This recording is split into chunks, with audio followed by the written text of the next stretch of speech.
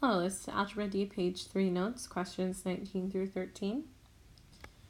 We need to solve for x. In order to solve for x, we need to get x by itself. So we need to get rid of this get rid of this minus 10 by doing the opposite. We're going to add 10 to both sides. What you do to one side, you have to do to the other.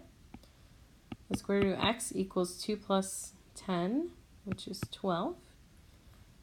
In order to get rid of the square root, we have to do the opposite. So we're going to square both sides. What you do to one side, you have to do the other. It cancels out the square root. X equals 12 times 12, which is 144. Question 10, we're going to solve the same exact way. To solve for x, we have to get rid of 20. So we're going to subtract 20. Always doing the opposite. 40 minus 20 is 20. The opposite of the square root is to square it. Cancels out the square root. X equals 20 times 20, which is 400. In order to multiply these expressions, we need to factor each of them.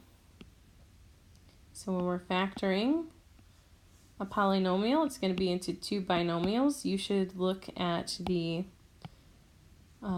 last number and figure out what are the factors of 15. They're 1 and 15 and 3 and 5. We want to be able to combine them to get 8. So the only one that would work is both 3 and 5. So we're going to put plus 3 plus 5. If I wanted to double check this, I would see that I would get my original equation back. X minus 7, I don't have to do anything with that. It's already simplified into factored form. Over here, we have to factor this one. The factors of 21 are going to be 7 and 3. We want a minus 4x, so 1 is going to have to be a plus sign. 1 is going to have to be a minus sign. The bigger number will need to be the minus sign. And to factor this last one, we need to get 10. So factors of 10 are going to be 1 and 10. And 2 and 5, and we want a 7, so the 2 and 5 is what's going to work. Now, we can cancel out things if they are diagonal from each other or directly above each other. So this x plus 5 can cancel with this x plus 5. This x minus 7 can cancel with this x minus 7. And then I'm just left with x plus 3 times x plus 3 all over x plus 2. And that is my final answer. Here we're adding square roots.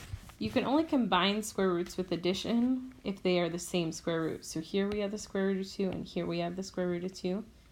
So we can combine them by just adding their coefficients. So 4 plus 10 is 14.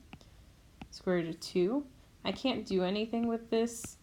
Minus 2 square root of 3, so you just write it right beside it, and this is the simplified version. You're going to do the same thing here. They do have the same square root, so then we can just subtract their coefficients. 10 minus 2 is 8, square root of x. That's all for this video. Open up the Algebra D, page 4 notes for more help.